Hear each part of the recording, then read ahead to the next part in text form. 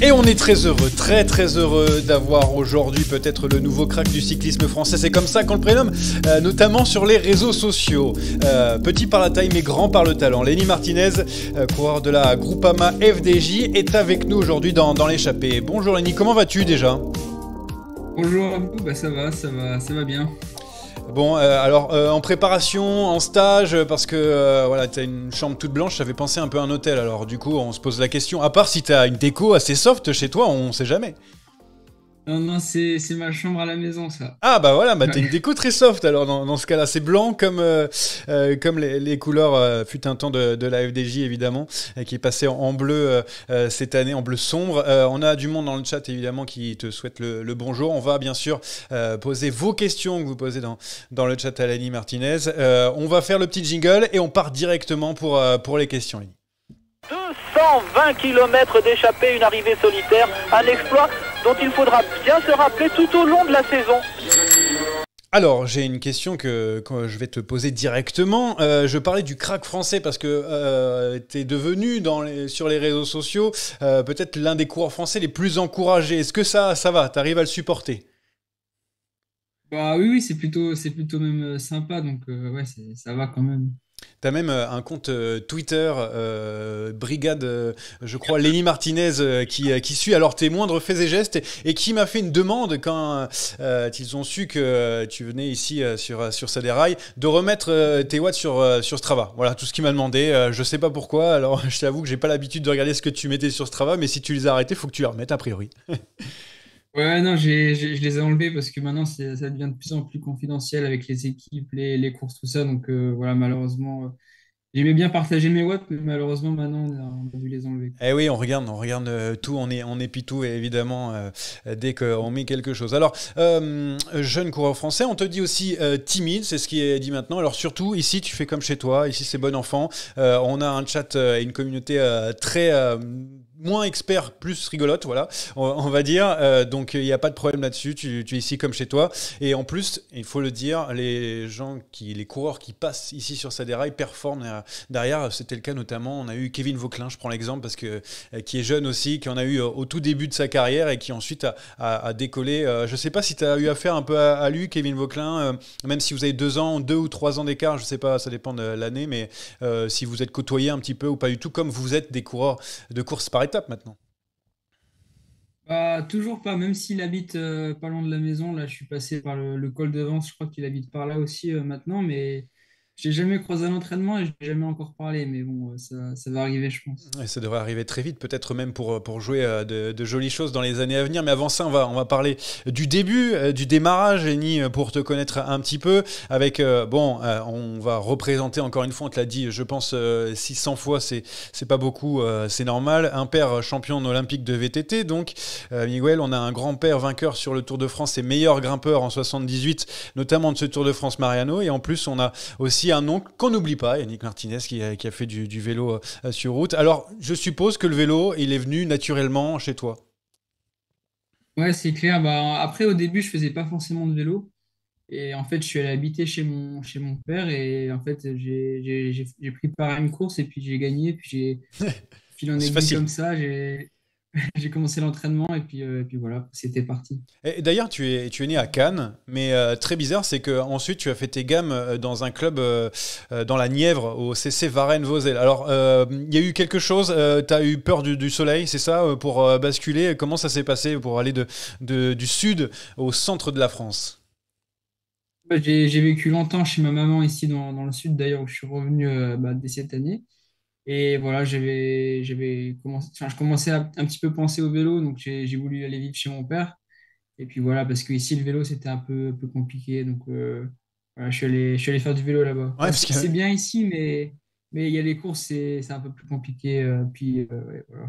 d'ailleurs, je me posais la question, mais il n'y avait pas beaucoup de côtes dans la Nièvre, hein, alors que toi, tu es un grimpeur. Comment tu as fait pour avoir ces facultés ? Tu as été où ? T'as été un petit peu un peu plus dans l'Est, en Franche-Comté, ou est-ce que tu t'es entraîné sur des petites bosses en plein milieu de la Nièvre ?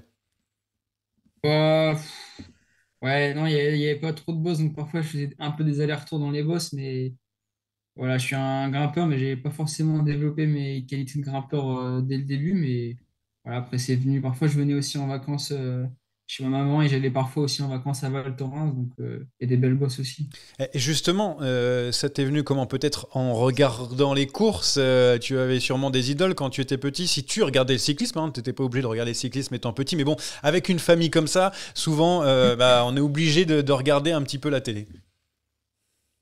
Ouais, c'est clair, mais après, voilà, c'est venu comme ça, vu que dans la famille, tout le monde parlait un petit peu vélo, donc forcément, je me suis prêté au jeu un petit peu au début, et puis après, j'ai bien aimé, donc voilà, j'ai continué. Alors là-bas, en Bourgogne-Franche-Comté, tu fais la connaissance très vite de Romain Grégoire, hein, qui aujourd'hui est coéquipier avec des J Groupama. Il court avec toi en Bourgogne-Franche-Comté. Il te bat même sur les championnats de la région en 2019. Ensuite, il est avec toi dans le final des championnats d'Europe junior en 2021, où il gagne au sprint. Alors, est-ce qu'il y a une relation particulière avec lui depuis tout jeune? Je ne sais pas, est-ce que vous avez développé une relation à partir de là? Ouais, bah avant, pas forcément quand on était dans les plus jeunes catégories, parce que moi, quand j'y allais, c'était C'était ton bah, adversaire? aussi un peu adversaire un peu, puis souvent j'étais battu, donc voilà, après ça on a devenu un peu plus amis à la Conti, puis maintenant à la World Tour, le fait qu'on ait fait l'échelon aussi tous les deux à la Conti, plus la World Tour. Et justement, quand tu es arrivé à la cantine, ben, comment ça s'est fait? Est-ce que c'est Marc Madiot qui t'a appelé et t'a décroché le téléphone? Est-ce que c'est toi qui as fait les démarches pour pourquoi pas y aller, hein, évidemment? Tout est possible. Comment ça s'est passé ce transfert entre donc ton club de la Nièvre et donc la Conti? En fait, c'est un peu fou. Il y avait l'équipe de France qui voulait faire une sélection pour le championnat du monde qui était d'ailleurs annulé en Suisse, où c'était pas mal montagneux, j'étais en junior 1. Et donc, ils ont fait la sélection sur la cyclosportive de la Madeleine et du Mont-Revard, en fait. C'était un chrono la veille, 1 heure de bosse, et après une arrivée, 75 bornes avec une arrivée en haut de la Madeleine. Et j'ai gagné le deuxième jour, et il y a un coach de la Continentale qui m'a écrit sur Messenger, et Ah du coup, oui. de fil en aiguille, voilà, on a un peu parlé, quoi. Ouais. Donc tout s'est joué sur Messenger. Ouais, c'est juste en t'envoyer un petit message. Tiens, ça te dit de venir dans la Conti parce que t'es pas mal. Je t'ai vu, t'es pas mal. C'est un peu comme ça que ça s'est passé? Bah, en fait, au début, il m'a plus proposé, bah, déjà, on a bien parlé, il m'a présenté un petit peu le projet, c'était le projet du suivi junior, pour ma deuxième année junior. Et voilà, après, en junior, après, j'ai été faire des tests avec eux, et donc, voilà, ils m'ont proposé un contrat à la Conti que j'ai accepté. Et à la Conti où directement on t'a mis à contribution, hein, tu as été assez rapidement avec les grands, on va dire, en faisant notamment le Mercantour hein, aux côtés de David Godu, où tu termines seulement huitième, hein, j'ai envie de dire. Hein. Non mais c'est incroyable. Tu t'y attendais à être aussi fort d'entrée quand on arrive chez les grands, quoi. Non, je m'y attendais pas trop parce que je me suis dit le niveau va être super élevé. Puis finalement, en montagne, j'étais un peu là. Donc voilà, agréablement surpris quand même. On me pose une question par rapport au Mercantour classique. D'ailleurs, on dit, bon, tu as performé l'année dernière. Est-ce que l'objectif, c'est de la gagner cette saison, sachant que le profil de cette dernière te correspond? Je ne connais pas le profil par cœur, évidemment, mais on me le dit, donc j'ai confiance en ces personnes. Je sais pas, je sais à peu près la composition de l'équipe, mais pas encore à 100%. Donc je sais pas encore Ah oui, si tu seras si je serai leader. leader. Ouais. Mais si je suis leader, forcément, j'y vais pour la gagner. Ouais. Mm. Ensuite, donc à la Conti où tu performes pas mal, tu n'as que 18 ans, tu es là d'un des plus jeunes à la Conti, tu fais un super Baby Giro, troisième donc de ce Baby Giro, tu fais le Tour de l'Avenir où tu termines huitième, derrière le vainqueur notamment Kian Huydebrox, hein, qui est peut-être l'adversaire numéro un. Il y a souvent un France-Belgique lorsque vous êtes alignés sur tous les deux en Catalogne et en Romandie, à chaque fois quand vous êtes tous les deux, je peux te dire que sur les réseaux sociaux, c'est la comparaison tout le temps. Est-ce que tu l'as ressenti ou pas? Ouais, je le ressens un petit peu, puis je le vois un petit peu aussi sur les réseaux sociaux. Et puis après, c'est vrai que souvent, par exemple, sur les chronos, je vais jeter un coup d'œil pour voir voilà, où il en est, par exemple, sur le classement. Mais après, c'est un peu normal aussi, parce qu'on a évolué ensemble. Et voilà, s'il marche plus fort que moi ou l'inverse, c'est la même chose. Voilà, chacun se développe à son rythme. Ah, ici à Saderaï, on a un podcast où il y a aussi des belts qui sont présents. C'est déjà la bagarre ici, alors j'imagine même pas sur le vélo. Du coup, passage chez les grands derrière, comment c'était? En plus, tu es très très très jeune. Tu as 19 ans maintenant, mais voilà, c'est assez rare de passer chez les pros, même si maintenant on a tendance à faire de plus en plus confiance aux jeunes. Mais comment ça s'est passé? Est-ce qu'on t'a dit directement, première année, tu vas dans la World Tour, ou est-ce que tu avais la possibilité, pourquoi pas, de continuer encore une année, hein, on a le temps de se développer évidemment. Comment ça s'est passé ça aussi?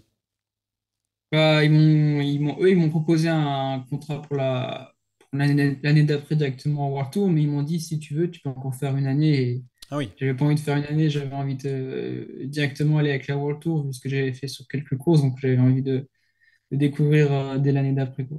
Ouais, ça t'a donné confiance. Tu es promu avec huit coureurs, hein, qui venaient de la Conti. On me pose dans le chat la question de savoir, est-ce que, voilà, on connaît Romain Grégoire, on connaît toi, mais est-ce qu'il y a un coureur sous-coté parmi les 8 promus? Voilà ce qu'on me demande. Euh, difficile question. Côté, Difficile question. non, je pense que tous ceux qui sont passés sont pas passés pour rien, ils ont le potentiel, que ce soit être équipier ou être un genre leader. Donc, voilà, comme je disais, chacun se développe à son rythme et normalement, on risque de tous bien nous voir dans les années futures. Oui, d'ailleurs, dans les années futures, tu as des objectifs, pourquoi pas faire des performances comme, je sais pas moi, Tadej Pogacar, Remco Evenepoel, encore Juan Ayuso, hein, qui ont performé dès leur plus jeune âge. Est-ce que ça montre qu'on peut performer tôt, et donc tu as fait le basculement vers la World Tour assez tôt, c'est-à-dire que tu as confiance en tes capacités et la confiance de pouvoir performer très tôt. Ouais, bah, j'espère performer tôt. Après, il faut pas non plus performer trop tôt et pas durer dans le temps. J'ai envie de faire aussi une longue carrière quand Hmm. même. Mais voilà, après, se comparer à Remco, c'est un peu. Remco, c'est un très grand coureur. Ah Donc pour bah ouais. l'instant, je reste à mon niveau et voilà, je vais évoluer petit à petit et on verra où ça me mène. Alors, comment c'est d'ailleurs cette étape de passer en World Tour, même si la structure reste assez équivalente, mais bon voilà, c'est quand même un tout autre monde. Est-ce que tu t'attendais à voir des choses comme ça? Est-ce que tu as pas eu les étoiles dans les yeux comme tout néo-pro avait?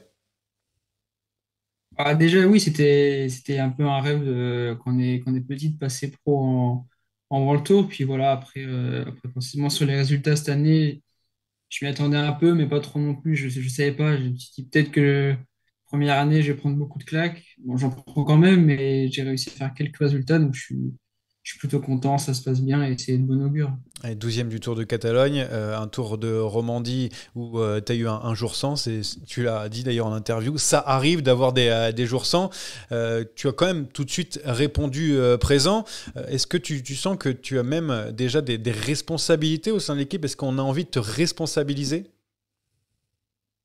Ouais, c'est clair. Bah, j'ai été leader sur le Tour de Catalogne. J'étais aussi leader sur le Tour de Romandie avec une option avec Thibaut à côté. Donc forcément, je vois que l'équipe me met leader sur pas mal de courses dès la première année. Donc voilà, je les remercie. Je vois qu'ils ont confiance en moi. Et voilà, je suis prêt voilà, à porter les responsabilités sur mon dos, ça va. Mais c'est ce qui est fou, hein, d'ailleurs, c'est que tu as voulu directement aller chez les pros après ta première année Conti. Au Tour de Romandie, tu arrivais clairement, et tu l'as dit avant, je vise un top 10, alors que tu viens d'entamer tes premiers tours de roue chez les pros. Tu vises toujours plus haut, j'ai l'impression que voilà, tu te ne fixes pas de limite. Je savais que j'en étais possible, enfin, je savais que, pardon, excusez-moi, que c'était possible, le top 10. Donc, voilà, forcément, je visais ça comme au Tour de Catalogne. Top 10, c'était l'objectif. Je ne savais pas trop encore me situer, mais c'est surtout après le Catalogne que je me suis dit, c'est possible, top 10 au Romandie aussi. Donc, enfin, top 10 presque, mais c'est possible. Bah, t'avais bien commencé avec un bon chrono. D'ailleurs, je me posais la question, tu as sûrement des choses encore à corriger. Le chrono, c'est quelque chose que tu apprécies. Alors, chez les Français, souvent c'est tabou, hein. Personne ne veut faire du chrono. Mais est-ce que pour toi, c'est quelque chose que tu apprécies ou tu dois encore beaucoup le travailler? Bah, je le travaille à l'entraînement, après, pas autant que spécialiste, mais je pense que les coureurs sur le classement général, il faut forcément le travailler. Après, moi, j'aime bien ça. Après, le problème, c'est que forcément, je vais moins vite que certains. Par rapport à mon poids, tout ça, c'est un peu plus compliqué que des mecs qui font 75 kilos, mais j'apprécie toujours parce que en soi, c'est un peu comme un effort dans un col, c'est un effort en solitaire et j'aime plutôt bien ça. Ouais, 1,68 m, c'est ce qui est annoncé sur ta fiche. Je ne sais pas si tu as grandi depuis, hein, mais en tout cas, bon, bah, pas C'est des pas... masses a priori. Pas des masses. Petite chose avant de parler le reste de ta saison qui arrive. C'est sur les coureurs expérimentés qui sont dans cette équipe, qui doivent, je suppose, t'aider. Je parle de Thibaut Pinot, de David Gaudu. Là, on parle dans le chat de pourquoi pas Bruno Armirail, qui est très très fort sur les chronos. On l'a vu notamment du côté du Giro. Voilà. Est-ce que tu discutes avec eux? Est-ce qu'ils te donnent des conseils? Comment ça se passe au sein de la structure? C'est sûr qui me donne des conseils. Après, c'est aussi beaucoup les équipiers, ou comme j'ai eu Mathieu Ladanius en Catalogne, en Romandie, qui me donne beaucoup de conseils parce que voilà, c'est sa dernière année et il me guide un peu dans l'apprentissage. Et puis, après, au niveau des conseils des grands leaders de l'équipe, c'est surtout des conseils en les regardant faire en course et hors Hmm. course aussi. C'est surtout ça. Les conseils, c'est plutôt les directeurs sportifs, les entraîneurs qui t'accompagnent au quotidien et pourquoi pas aussi ta famille, hein, ils connaissent un petit peu le vélo. Oui, bah, maintenant un petit peu moins la famille, parce que maintenant je suis un petit peu plus dans le cocon de l'équipe, Ouais. mais ils sont toujours là pour m'envoyer quelques messages, pour quelques conseils, mais c'est surtout, voilà, 80%, c'est l'équipe. Tu regardes le Giro en ce moment, Lenny, est-ce que tu zappes sur la télé sur ce que font tes copains? Ouais, je regarde le Giro et je suis content de ne pas y être vu la pluie pour l'instant, Ouais, alors, parce que là, franchement, ils n'ont pas de chance quand même. ouais, pas content, mais en même temps, ça doit te donner envie parce que je suppose que les grands tours, bon, je suppose, c'est même sûr, ça t'attire. Ah oui, c'est sûr que ça. Oui, c'est sûr que chaque grand tour m'attire et d'ailleurs c'est prévu peut-être la Vuelta en fin d'année, donc voilà, j'ai hâte de voir ce que je peux faire sur 3 semaines. Justement, la transition, elle est parfaite puisque j'ai plein de questions par rapport à cette Volta. Est-ce que tu appréhendes un petit peu de t'aligner sur ton premier grand tour? C'est ce que pose Samish dans le chat, car tu as l'air de bien assumer tes responsabilités sur les courses d'une semaine. Comme je disais, entre 1 semaine et 3 semaines, je ne sais pas encore comment mon corps va réagir à un premier grand tour en 3e semaine. Donc voilà, ça va être simplement de la découverte et voilà, le premier grand tour, je ne sais pas encore ce que je vais viser là-bas. Donc voilà, on verra. Alors, entre nous, je suppose que tu as dit top 10 sur le Tour de Romandie. Si tu réalises un top 10, par exemple, sur la Vuelta, c'est quelque chose que tu aimerais bien faire. Bon, plus, évidemment, si tu as envie, hein, nous, on est preneurs, mais bon. Ah oui, oui, c'est sûr, je suis preneur, c'est sûr. Mais puis même les choses comme gagner une étape aussi, c'est pas mal. Je suis bien preneur aussi. Ok, donc soit tu l'as fait en mode David Gaudu et Thibaut Pinot, quoi, gagner des étapes et être bien placé au général, c'est un peu ce qu'ils ont fait là, sur les précédentes Vuelta. Je voulais savoir, d'ailleurs, sur la Vuelta, est-ce que c'est ton grand tour préféré? C'est celui à laquelle tu pensais quand tu voulais commencer un grand tour? Ou est-ce que le Tour de France, comme tout le monde, c'est ce qui t'attire le plus? Et si jamais on te dit, bon, pas de Vuelta, mais Tour de France l'année prochaine, tu prends? Le Tour de France, après, c'est différent. Je pense que c'est un peu un grade au-dessus, mais je pense que c'est déjà bien la Vuelta pour commencer. Et pourquoi pas après le Tour de France, en deuxième, le Tour de France, après, ce serait plutôt cool.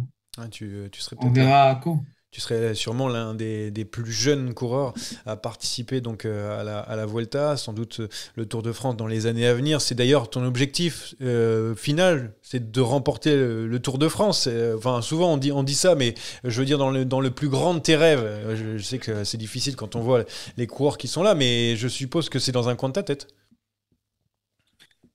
Oui et non, après, j'y pense pas trop parce que c'est tellement grand pour l'instant. Quand je vois avec Pogacar, tout ça, je suis plus impressionné que vouloir les battre. Donc pour l'instant, voilà, j'évolue, j'essaie de gagner mes courses et puis après, on verra par la suite.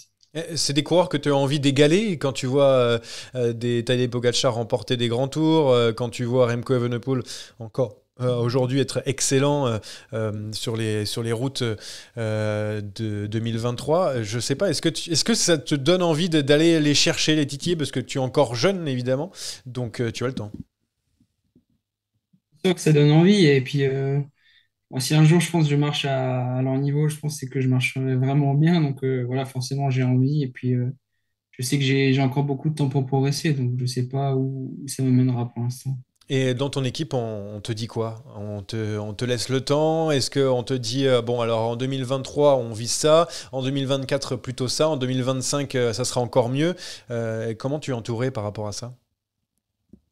Déjà, pour la première année, c'était un peu plus de la découverte. Après, avec voilà, le fait que je marchais pas trop mal et faire quelques résultats, c'est plus devenu à avoir un peu des responsabilités finalement.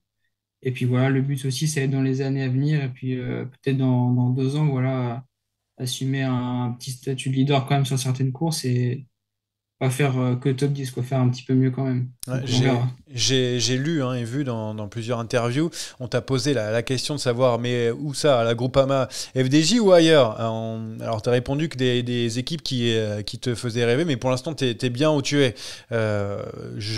Voilà, on est bien à la Groupama FDJ, on peut s'émanciper correctement? Ah oui, on est très très bien. Puis, en plus, pour le développement des jeunes, c'est super avec ce qu'ils ont fait là avec la Conti. Donc voilà, non, moi je suis vraiment bien dans l'équipe. Et puis voilà, c'est sûr qu'il y a beaucoup d'équipes qui font rêver, mais je pense pas trop à ça pour l'instant.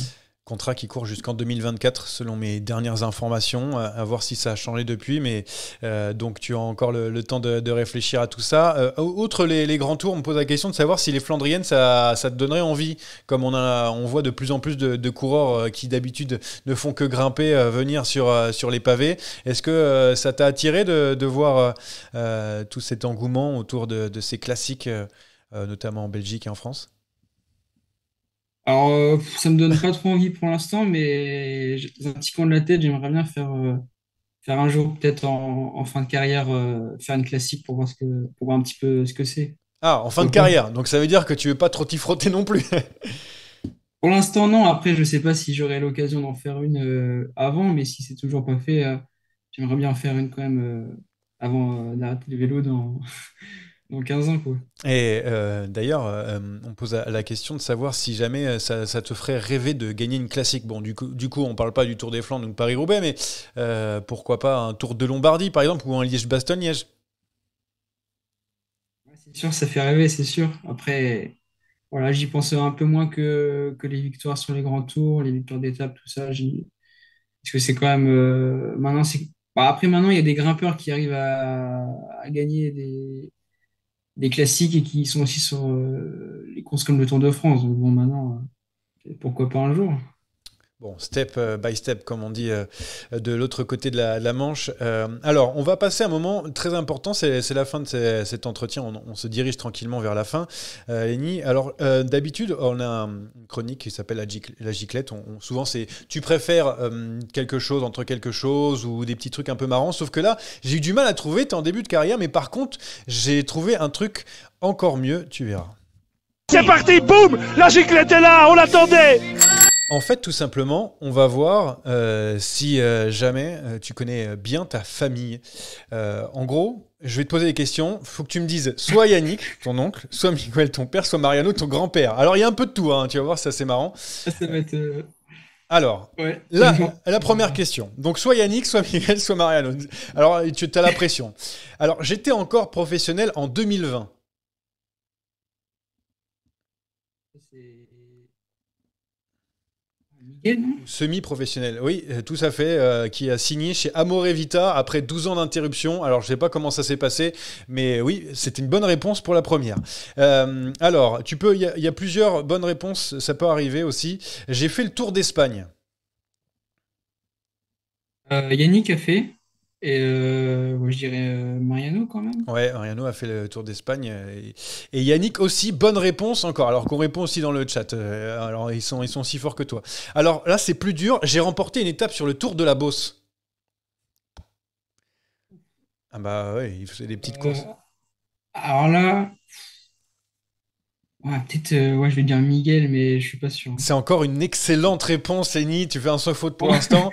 Alors, je suis champion de France de cyclocross cadet. Ça, c'est Yannick, non? C'est Yannick, c'est une bonne réponse. Je suis champion du monde espoir de cyclocross.